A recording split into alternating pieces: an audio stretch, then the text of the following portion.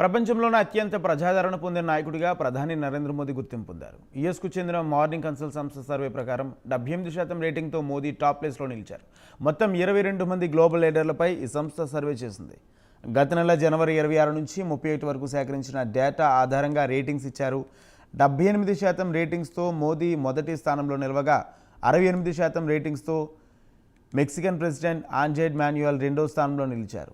Swiss president Allen బెర్సెట్ 62% రేటింగ్తో మూడో స్థానంలో దక్కించుకున్నారు. ఆస్ట్రేలియా ప్రధాని ఆంథోనీ అల్బనీస్ 58% రేటింగ్స్తో నాలుగో స్థానంలో నిలవగా బ్రెజిల్ ప్రెసిడెంట్ లూయిస్ 50% రేటింగ్స్తో ఐదవ స్థానంలో నిలిచారు. ఇక ఇటలీకి కొత్తగా ఎన్నికైన తీవ్రవాద నేత జార్జియా మెలోనీ 6వ స్థానంలో నిలిచారు.